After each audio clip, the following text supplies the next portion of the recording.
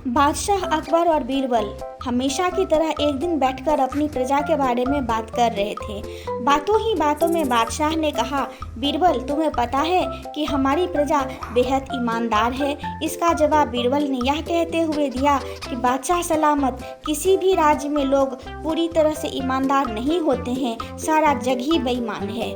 बादशाह को बीरबल की यह बात पसंद नहीं आई। उन्होंने कहा, बीरबल, तुम ये कैसी बातें कर रहे हो? बीरबल ने उत्तर दिया, मैं एकदम सत्य कह रहा हूँ। आप चाहो तो मैं अपनी बात अभी साबित कर सकता हूँ। इतना आत्मविश्वास देखकर बादशाह बोले, ठीक है, जाओ, तुम अपनी बात को सच साबित करके दिखाओ। बादशाह अकबर से इजाज़त मिलते ही बीरबल पूरी प्रजा की बेईमानी बाहर लाने के लिए तरकीब सोचने लगा। उसके मन में हुआ कि लोग खुलकर बेईमानी नहीं करते हैं, इसलिए कुछ अलग करना होगा। यह सोचते ही उन्होंने पूरे राज्य में यह ऐलान करा दिया कि बादशाह एक बड़ा सा भोज करना चाह रहे हैं। उसके लिए वो चाहते हैं कि पूरी जनता अपना योगदान दे। बस आप लोगों को ज़्यादा कुछ नहीं, 1 लोटा दूध पतीले में डालना होगा और इतना ही प्रजा की तरफ से काफ़ी है।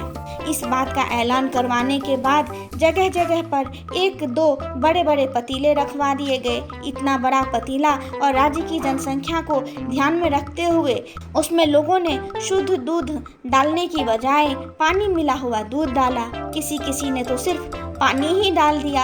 हर किसी के मन में यही होता था कि सामने वाले ने तो दूध ही डाला होगा। अगर मैं पानी मिला हुआ दूध डाल दूंगा तो क्या ही हो जाएगा। शाम तक पतीलों में दूध इकट्ठा हो गया। बीरबल अपने साथ बादशाह अकबर और कुछ रसोइयों को उन जगहों पर ले गए जहां पतीले रखे गए थे। बादशाह ने जिस भी पतीले में देखा तो दूध नहीं, सिर्फ सफ़ेद पानी दिखा।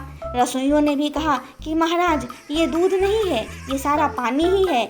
इसमें मुश्किल से आधे से 1 लोटा दूध होगा, जिसकी वजह से इसका रंग हल्का सफ़ेद है, वरना ये पानी से ज़्यादा कुछ भी नहीं। इन सारी चीज़ों को देखकर बादशाह अकबर हैरान हो गए। उनके मन में हुआ कि मैं तो सबको ईमानदार समझता था, लेकिन बीरबल की ही बात सच निकली। उन्होंने बीरबल को कहा कि तुम ठीक ही कहते हो, मुझे हकीकत समझ आ गई है। इतना कहते हुए बादशाह, बीरबल और रसोइये वापस महल आ गए। इस कहानी से हमें यह सीख मिलती है, किसी पर भी अंधा भरोसा नहीं करना चाहिए। मौका मिलने पर लोग बेईमानी करने से चूकते नहीं हैं। दोस्तों, आपको ये कहानी कैसी लगी मुझे कमेंट में ज़रूर बताएं और चैनल को लाइक, शेयर और सब्सक्राइब करना ना भूलें। धन्यवाद।